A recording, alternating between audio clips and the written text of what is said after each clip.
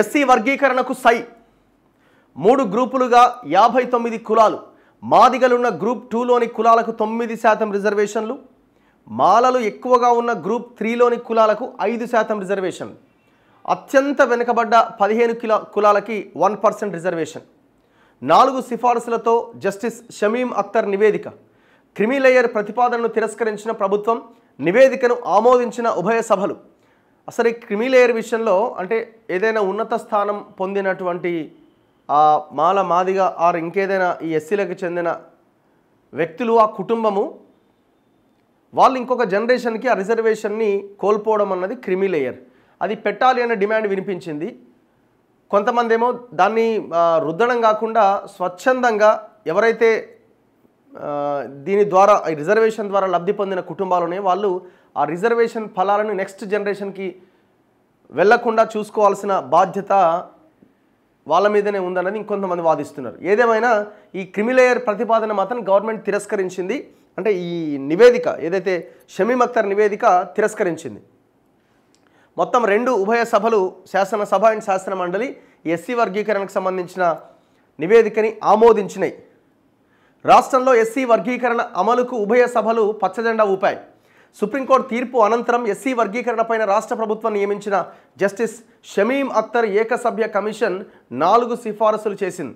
వాటిలో రాష్ట్రంలోని మొత్తం 59 ఎస్సీ కులాలను 3 గ్రూపులుగా విభజించింది. 3 గ్రూపులుగా వర్గీకరించడం, ఉద్యోగాల భర్తీ విధానం, రోస్టర్ పాయింట్ల విభజన ప్రతిపాదనను ఆమోదించిన సర్కార్ క్రిమిలేయర్ సిఫారసును మాత్రం తిరస్కరించింది. మంత్రి మండలి ఆమోదించిన అనంతరం సంబంధిత నివేదికను మంగళవారం శాసనసభ, శాసన మండలిలో ప్రవేశపెట్టింది. 2 చోట్ల నివేదికకు ఆమోదం లభించింది. దీంతో దాదాపుగా 3 దశాబ్దాలుగా వర్గీకరణ కోసం ఎదురు చూస్తున్న వారికి లబ్ధి చేకూరబోతున్నది. సో ఇందులో 3 categories, group 1, group 2 and group 3. సామాజికంగా, ఆర్థికంగా, విద్యాపరంగా అత్యంత వెనుకబడిన కులాలు గ్రూప్ 1లో ఉంటాయి. వీళ్ళకి 1% రిజర్వేషన్ కల్పిస్తున్నారు. ఇందులో ఉన్న కులాలు 15 కులాలు. అండ్ గ్రూప్ 2 విషయానికి వస్తే కొంత మధ్యస్థంగా లబ్ధి పొందిన కులాలు ఉన్నాయి. ఇందులో మాదిగ కులాలు ఎక్కువగా ఉన్నాయి. ఇవి 18 కులాలు ఉన్నాయి.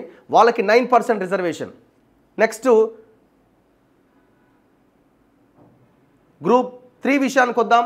గ్రూప్ 3లో మెరుగైన ప్రయోజనాలు పొందిన కులాలు ఉన్నాయి. ఇందులో మాల కులాలు ఎక్కువగా ఉన్నాయి. ఇందులో 26 కులాలు ఉన్నాయి. మొత్తం వాళ్ళకు ఇస్తున్న రిజర్వేషను 5%. మొత్తం 15% రిజర్వేషన్ని 3 కేటగిరీలుగా డివైడ్ చేసి ఈ వర్గీకరణ చేయడం జరిగింది. ఇందులో ఏ కులాలు ఉన్నాయన్నది కూడా ఇంకొక మేజర్ థింగ్. ఇందులో కులాల పేర్లు చూస్తే ఇక్కడ మనకు కనిపిస్తున్నది. గ్రూప్ 1లో గ్రూప్ 2 అండ్ గ్రూప్ 3. నమస్తే తెలంగాణలో డీటెయిల్డ్గా కులాల పేర్లు కూడా రాయడం జరిగింది. బావూరి, బేడ, బుడగజంగం, సచాటి, డక్కల్, డొక్కల్వార్, జగ్గలి, కొలుపుల వాన్లు, పంబాణ, పంబండ, పంబాల, మాంగ్ గరోడి, మన్నే, ముప్తి, మాతంగి, మెహతార్, ముండాల, సంబన్, సప్రు. ఈ కులాలన్నీ, ఈ 15 కులాలన్నీ వీళ్ళకి ఏ కేటగిరీలో పెట్టడం జరిగింది. వీళ్ళకి 1% రిజర్వేషన్ అమలవుతుంది. గ్రూప్ 2లో 18 కులాలు ఉన్నాయి. వీళ్ళకి 9% ఉన్నది. ఈ 18లో అరుంధతీయ, బండ్ల, చమర్, మోచి, ముచి, చమర్, రవిదాస్ ఇవన్నీ ఒకటే. Chamar, Rohidas, chamber, చండాల, Dandasi, డోంబార, Paidi, పానో, ఎల్లమ్మలవాన్లు, గోడారి, జాంబువులు, Madigadasu, ముఫ్తీన్, Pamidi, పంచమపర్య, సమగర, సిందోళ్ళు and యాటల, Valluvan. ఈ 18 కులాలకి 9% రిజర్వేషన్. గ్రూప్ 3లో మొత్తం 26 కులాలు ఉన్నాయి. వీళ్ళకి 5% రిజర్వేషన్. ఆది ఆంధ్ర, ఆది ద్రవిడ, ఆనాముక్, ఆరెమాల, ఆర్వమాల, బారికి, బ్యాగరి, చలవాడి, డోర్, ఘాసి, హడ్డి, రెల్లి, దాచండి, గోసంగి, హోలేయ దాసరి, మాదాసి కురువ, మాదరి కురువ, మహర్, మాల అయ్యవార్, మాల దాసరి, మాల దాసు, మాల హన్నై, మాల జంగం, మాల మస్తి, మాల సాలే, నేతకాని, మాల సన్యాసి, మిత అయ్యల్వార్, పాకి, మోటి, తోటి, రెల్లి. ఈ కులాలు మొత్తం 26 కులాలు ఉన్నాయి. టోటల్ 59 కులాలని 3 కేటగిరీలుగా డివైడ్ చేసి ఈ మూడు కేటగిరీలుగా డివైడ్ చేసి ఇవ్వడం జరిగింది. సో ఇప్పుడు ఈ వర్గీకరణకి ఆల్మోస్ట్ రాష్ట్ర ప్రభుత్వం ఆమోదం తెలిపినట్టయింది. చూడాలి నెక్స్ట్ ఏ రకంగా దీన్ని ముందుకు తీసుకెళ్తారన్నది. జస్టిస్ షమీమ్ అఖ్తర్ కమిషన్ సామాజిక, ఆర్థిక, విద్య, ఉద్యోగాలు, రాజకీయాల్లో ప్రాతినిధ్యం ఆధారంగా అత్యంత వెనుకబడ్డ కులాలను గ్రూప్ 1లో, మధ్యస్థంగా లబ్ధి పొందిన కులాలను గ్రూప్ 2లో, మెరుగైన ప్రయోజనాలు పొందిన కులాలను గ్రూప్ 3లో చేర్చింది. 2011 జనాభా గణాంకాల ప్రాతిపదికన ఎస్సీ జనాభాలో 61.967% మంది ఉన్న మాదిగ కులంతో సహా 18 కులాలను గ్రూప్ 2 కింద చేర్చి 9% రిజర్వేషన్లు ప్రతిపాదించింది. 29.26% మంది ఉన్న మాల అయ్యవారు కులంతో సహా 26 కులాలను గ్రూప్ 3లో చేర్చి 5% రిజర్వేషన్లను, ఇక 3.28% మంది ఉన్న 15 కులాలను గ్రూప్ 1లో చేర్చి 1% రిజర్వేషన్లు ప్రతిపాదించింది. మొత్తం 199 పేజీలతో ఈ నివేదిక ఇవ్వడం జరిగింది. ఎస్సీ వర్గీకరణపైన జస్టిస్ షమీమ్ అఖ్తర్ కమిషన్ 199 పేజీల నివేదిక అందజేసింది. ఇందులో 59 కులాలపైన వివరణాత్మక చర్చను పొందుపరిచింది. 2024 నవంబర్ 11వ తేదీన బాధ్యతలు స్వీకరించిన కమిషన్ 82 రోజుల వ్యవధిలోనే అధ్యయనం చేసి ప్రభుత్వానికి నివేదిక ఇచ్చింది. 2024 డిసెంబర్ 4వ తేదీ నుంచి ఈ ఏడాది జనవరి 3వ తేదీ వరకు రాష్ట్రంలోని పూర్వ జిల్లాల్లో, అంటే ఉమ్మడి జిల్లాల్లో బహిరంగ విచారణ నిర్వహించి ప్రజల నుంచి విజ్ఞప్తులు కూడా స్వీకరించి అభిప్రాయాలు తెలుసుకుంది. కొన్ని జిల్లాల్లోని ఆవాసాలు సైతం సందర్శించింది. పర్యటనల్లో ప్రజల నుంచి నేరుగా అందిన 4750 వినతులతో పాటు హైదరాబాద్లో విచారణ కమిషన్ కార్యాలయానికి ఆఫ్లైన్లో, ఆన్లైన్లో వచ్చిన 8681 విజ్ఞప్తులు పరిశీలించింది. వీటితో పాటు ఎస్సీల్లోని 59 కులాల జనాభా, అక్షరాస్యత, ఉపాధి, విద్యాసంస్థల్లో ప్రవేశాలు, ప్రభుత్వ ఉద్యోగ నియామకాలు, ఆర్థిక సహాయం, రాజకీయ ప్రాతినిధ్యానికి సంబంధించిన డేటాను అధ్యయనం చేసిన కమిషన్ తన నివేదికను రూపొందించింది. సో అన్నీ ఆమోదించి ఈ క్రిమిలేయర్ మినహాయింపు ప్రతిపాదన మాత్రం తిరస్కరించింది. సుప్రీంకోర్టు తీర్పును అధ్యయనం చేసి జస్టిస్ షమీమ్ అఖ్తర్ కమిషన్ ప్రభుత్వానికి 4 సిఫారసులు చేసింది. ఇందులో మొదటి సిఫారసుగా ఎస్సీ కులాలను 3 గ్రూపులుగా వర్గీకరించాలి అనుకున్నది. ఇక రెండోది ఉద్యోగాల భర్తీ సమయంలో ఖాళీగా మిగిలిన పోస్టులకు తదుపరి ప్రకటనకు క్యారీ ఫార్వర్డ్ చేయాలి అని సూచించింది. ఒకవేళ పోస్టులు మిగిలితే నెక్స్ట్ క్యారీ ఫార్వర్డ్ చేయాలి. మూడోది ఎస్సీ కులాలకు రోస్టర్ పాయింట్ల ఖరారును ప్రతిపాదించింది. నాలుగోది ఎస్సీ రిజర్వేషన్స్లో క్రిమిలేయర్ను ప్రవేశపెట్టాలి అని చెప్పింది. ఎమ్మెల్యేలు, ఎంపీలు, జెడ్పీ చైర్మన్లు, మేయర్లు తదితర ప్రజాప్రతినిధులతో పాటు గ్రూప్ 1 సర్వీసులో ఉన్న వారిని క్రిమిలేయర్గా పరిగణించాలని ప్రతిపాదించింది. ఈ వ్యక్తుల రెండోతనం రిజర్వేషన్ల ప్రయోజనాన్ని పొందకుండా మినహాయించేలా రాష్ట్ర ప్రభుత్వం తగిన చర్యలు తీసుకోవాలని సూచించింది. తొలి 3ని ఆమోదించిన రాష్ట్ర ప్రభుత్వం 4వ సిఫారసుగా ఉన్న క్రిమిలేయర్ ప్రతిపాదనను తిరస్కరించింది. మరి దేనికి తిరస్కరించింది? ఇప్పుడు మనం స్వచ్ఛందంగా వాళ్ళు ఆ రిజర్వేషన్ ఫలాలు ఎవరైతే ఈ కేటగిరీ ఉన్నారో, లీడర్లు కానీ లేకపోతే బాగా సంపాదించిన వాళ్ళు కానీ, రిజర్వేషన్ ఫలాలు పొంది పెద్ద పెద్ద ఆఫీసర్లు అయిన వాళ్ళు కానీ, వాళ్ళకి ఎందుకు రిజర్వేషన్? అదే క్రిమిలేయర్. ఆ ప్రతిపాదన కూడా చేసింది షమీమ్ అఖ్తర్ ఏకసభ్య కమిషన్. కానీ దాన్ని ప్రభుత్వం పక్కన పెట్టింది. సరే, సామాజికంగా ఒక వివక్ష అన్నది సామాజికంగా ఉన్నది, కాదనట్లేదు. అది ఎంత పెద్ద లెవెల్లో ఉన్నా, ఏ స్థాయిలో ఉన్నా ఆ వివక్షని ఎదుర్కొంటూనే ఉన్నారు దళితులు. కానీ అదే సమయంలో మీరు ఆర్థికంగా బలపడ్డ తర్వాత ఈ కాలంలో వాళ్ళు కొంత మెరుగైన జీవితాన్ని గడుపుతున్నప్పుడు ఆ ఫలాలు వేరే కులాలకు ఏం పోవు కదా. మీరు వదులుకున్న రిజర్వేషను అదే కులంలో ఉన్న, అదే కింది స్థాయిలో ఉన్న ఇంకొకరికి దక్కుతుంది. వాళ్ళు మంచిగా ఆత్మగౌరవంతో బతకడానికి అవకాశం ఏర్పడుతుంది. అవకాశం ఎవరు ఇవ్వాలా? ప్రయోజనం పొందిన వాళ్ళు కింది వాళ్ళకి ఇవ్వాలా. మాకు కూడా మళ్ళీ రిజర్వేషన్ కావాలనుకుంటే ఎట్లా? సో దాన్ని మాత్రం రాష్ట్ర ప్రభుత్వం పక్కన పెట్టింది. ఏం జరుగుతుందన్నది చూడాలి. ఇప్పటికే ఈ 6 సభ్యుల ధర్మాసనం, 7 సభ్యుల ధర్మాసనం ఇచ్చిన ఒక డైరెక్షన్ అనుకోండి, తీర్పు అనుకోండి, ఒక్కొక్క రకంగా చెప్తున్నారు. దాని ప్రకారంగా రాష్ట్ర ప్రభుత్వాలు ఈ వర్గీకరణ చేసుకోవచ్చు అన్నది సుప్రీంకోర్టు చెప్పింది. దాని ప్రకారంగా రాష్ట్ర ప్రభుత్వం ఒక ఏకసభ్య కమిషన్ వేసింది. ఆ కమిషన్ రిపోర్ట్ ఇచ్చింది. ఆ రిపోర్ట్ను నిన్న శాసనసభ, శాసన మండలి ఆమోదించినాయి. ఇక వర్గీకరణ అమలు కావాల్సింది మాత్రమే మిగిలి ఉన్నది. ఇవాళ ఏం జరుగుతుందన్నది చూడాలి. మరి ఈ వర్గీకరణ విషయంలో వ్యతిరేకిస్తున్న వాళ్ళు ఎట్లా రెస్పాండ్ అవుతారు? నిన్న వివేక్ గారు అయితే ఆయన పెద్దగా నిరసన వ్యక్తం చేసినట్టు ఆయన మాటలో అయితే ఏం కనబడలేదు. ఆయన చెప్పింది అయితే ఒకటే, 20% రిజర్వేషన్ పెంచండి అని అంటున్నారు. ఇది కూడా ఒక పాయింట్. ఎందుకంటే 2011 క్యాస్ట్ సెన్సెస్ ప్రకారంగా ఇది అమలు జరుపుతూ ఉన్నారు. 2024లో ఉన్నాం మనం. ఎంత జనాభా పెరిగి ఉంటుంది? బీసీలది కూడా అదే ఇష్యూ కదా నడుస్తున్నది. 2014 లెక్కల ప్రకారం చూసినా 2024 లెక్కలకు వచ్చేసరికి బీసీల జనాభా ఎందుకు తగ్గించారు, 40 లక్షల మందిని ఎందుకు చంపారు అని అడుగుతున్నారు. సేమ్ యాజ్ ఇట్ ఈస్గా ఎస్సీల విషయంలో కూడా అదే సేమ్. 2011 క్యాస్ట్ సెన్సెస్ ప్రకారంగా మీరు చేసినారు. అసలు ఎవరి జనాభా ఎంత ఉందో కులగణన రిపోర్ట్ మొత్తం బయటపెట్టి దాని ప్రకారంగా చేస్తే బాగుండేది అన్నది వీళ్ళు మాట్లాడుతున్నారు.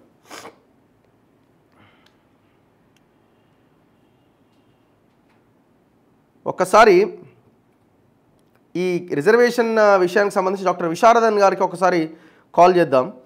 వాళ్ళ అభిప్రాయం ఏంటి? వాళ్ళది కూడా ఒక రాజకీయ పార్టీ కాబట్టి ధర్మ సమాజ్ పార్టీ, వాళ్ళు ఎట్లా రెస్పాండ్ అవుతున్నారు, దీన్ని స్వాగతిస్తున్నారా, ఏం చేస్తున్నారు అనేది మనం ఒకసారి డిస్కస్ చేయాలి.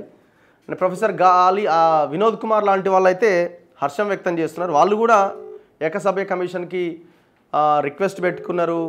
సుప్రీంకోర్టు డైరెక్షన్ మాత్రమే కాదు, ఇది న్యాయబద్ధంగా జరగాలి అన్నారు. కానీ నిన్న ఏకంగా వాళ్ళు వీడియోని రిలీజ్ చేశారు. చాలా గొప్ప విషయం ఇది, 1 కోటి మంది దళితుల పక్షాన రాష్ట్ర ప్రభుత్వానికి ధన్యవాదాలని.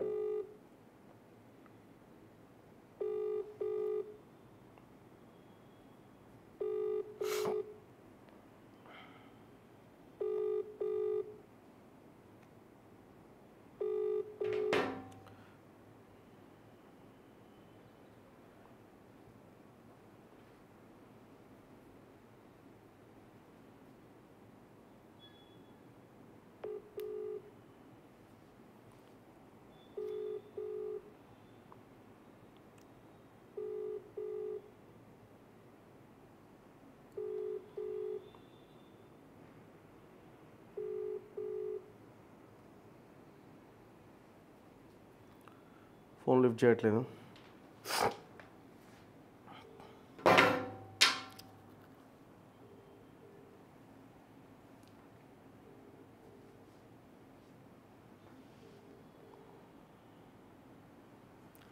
హలో సార్, వినోద్ సార్, నమస్తే. నమస్తే నమస్తే సార్. మీరు ఈ ఎస్సీ వర్గీకరణ నిన్న జరిగిన అంటే శాసనసభ శాసన మండలి ఆమోదించిన దానికి సంబంధించి మీరు పాజిటివ్గా చాలా గొప్ప విషయంగా దీన్ని పరిగణిస్తూ ఒక వీడియో చేయడం జరిగింది. మీలాంటి వాళ్ళు ఇప్పుడు షమీమ్ అఖ్తర్ కమిషన్ ముందు వెళ్ళి సుప్రీంకోర్టు డైరెక్షను న్యాయబద్ధంగా జరగాలి, ఇది ఇట్లా కాదు 3 రోజుల్లోనే జరిగిపోద్ది రకరకాలుగా మాట్లాడిన మీరు కూడా సో ఇప్పుడు అనుకూలంగానే మాట్లాడుతున్నారు గవర్నమెంట్ తీసుకున్న నిర్ణయానికి. అంటే మీరు అనుకున్నదే జరిగిందా, లేదు మీరు ఇంకేమనుకొని అట్లా జరుగుతుందని అనుకున్నారు? అంటే నేను అనుకున్నట్టుగానే జరిగింది. ఒక రకంగా చెప్పాలంటే ఎట్లా అంటే ఇప్పుడు సంచార జాతులకి పూర్తి స్థాయిలో 1% పరిగణించడం అంటేనే ఇవాళ సామాజిక న్యాయానికి మొదటి మెట్టు అది. ఓకే, నేనేమనుకున్నా అన్ని ఉపకులాలను కలిపి ఒక కేటగిరీ చేయాలని అనుకున్నాం. ఎందుకంటే వాళ్ళు బాగా వెనుకబడ్డారు కాబట్టి మొదటి ప్రియారిటీ వాళ్ళకి ఇవ్వాలి ప్రిఫరెన్షియల్ ట్రీట్మెంట్ లో. సో అందుకే ఇవాళ ప్రిఫరెన్షియల్ ట్రీట్మెంట్ లో అంతకంటే ఎక్కువగా సంచార జాతులకు ఇచ్చారు. సంచార జాతులకు ఇవ్వడాన్ని పూర్తిగా నేను స్వాగతిస్తున్నా. ఎందుకంటే వాళ్ళ పాపం వాళ్ళకు ఐడెంటిటీ లేదు, వాళ్ళకు గుడిసె గత లేదు, వాళ్ళకు కులం గుర్తింపు కార్డు లేదు. వాళ్ళను గుర్తించడం అంటేనే ఇది ఒక భారతదేశంలో ఒక నూతన విప్లవంగా తీసుకోవాలి, దీన్ని సామాజిక న్యాయానికి ఒక అడుగుగా తీసుకోవాలి. సో అదొకటి నిర్ణయం తీసుకోవడానికి స్వాగతిస్తున్నా. రెండో విషయానికి వస్తే వాళ్ళు మాలల్ని గాని మాదిగల్ని గాని ఉపకులాలని గాని వేరుగా చూడలే, ఒకటిగానే చూస్తారు. చూస్తూ దాంట్లో ప్రిఫరెన్షియల్ ట్రీట్మెంట్ ఆధారంగా వాళ్ళు ఏదైతే రోస్టర్ పాయింట్ ను ఫిక్స్ చేశారు. రోస్టర్ పాయింట్ ప్రిఫరెన్షియల్ ట్రీట్మెంట్ లో ఇచ్చాడు. ముందు ఎవరైతే వెనుకబడ్డ వాళ్ళు ఉన్నారో, ఇప్పటికీ అవకాశాలు పొందని వాళ్ళు ఉన్నారో, మొదటిగా వాళ్ళకు ప్రిఫరెన్షియల్ ట్రీట్మెంట్ ఇస్తూ రోస్టర్ పాయింట్ ఫిక్స్ చేశారు. సో అది కూడా చాలా మంచి ఒక ముందడుగా చెప్పుకోవాలా. ఎందుకంటే లబ్ధి పొందిన వాళ్ళకే లబ్ధి పొందడం అనే ప్రక్రియ కాకుండా రోస్టర్ పాయింట్ లో వీళ్ళకు మొదట అవకాశాలు ఇవ్వాలి. సో ఇక్కడ వీళ్ళకి అవకాశాలు ఇచ్చిన తర్వాత ఆ మిగిలిన ఒకవేళ పోస్టులు ఏ గ్రూప్ లో రాకపోతే బి గ్రూప్ కు పోవాలి. బి గ్రూప్ లో రాకపోతే అంటే క్యారీ ఫార్వర్డ్ అవుతాయి, వేరే గ్రూప్ కి క్యారీ ఫార్వర్డ్ అవుతాయి. ఎందుకు ఎందుకు అది కూడా ఎందుకు పెట్టారంటే, క్యారీ ఫార్వర్డ్ ఎందుకు పెట్టారంటే, ఇవాళ ఒకవేళ మళ్ళీ పోస్టులు రావాలంటే, ఒకవేళ గ్రూప్ 1 పోస్టే రావాలంటే వాళ్ళ రోస్టర్ పాయింట్ లో రావాలంటే అంత ఈజీ కాదు, అంటే తక్కువ ఉంటాయి పోస్టులు చాలా. సో వాళ్ళకు రావాలంటే చాలా టైం పడుతుంది. కాబట్టి మళ్ళీ వాళ్ళు దానికి ఎలిజిబిలిటీ రావాలంటే కూడా ఒక గ్రాడ్యుయేషన్ కంప్లీట్ చేసి కోచింగ్ రావాలి, వాళ్ళు తీసుకోవాలంటే ఒక 4-5 సంవత్సరాలు పడుతుంది. దాని అట్లనే పెండింగ్ ఉంచడం కంటే కూడా. సార్ ఓకే, అవన్నీ మనం ఇంటర్వ్యూలో డిస్కస్ చేద్దాం. అదొకటే పాయింట్. ఇప్పుడు ఇక గొడవ సద్దుమణిగినట్టేనా?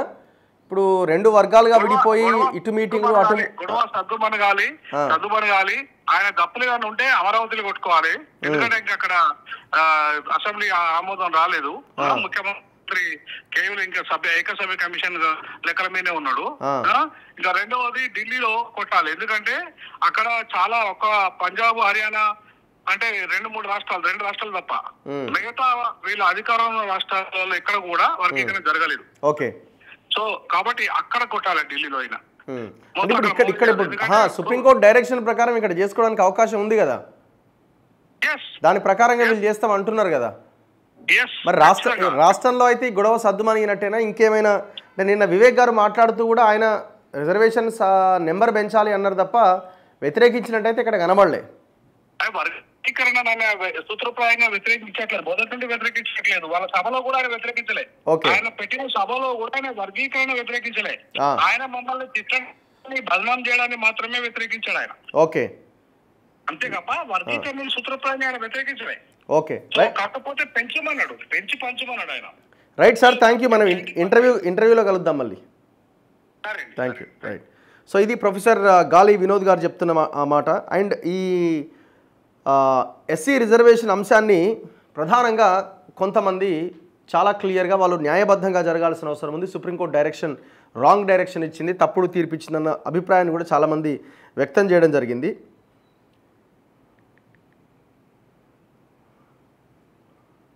దిగంబర్ కాంబ్లేకి ఒకసారి ఫోన్ చేద్దాం.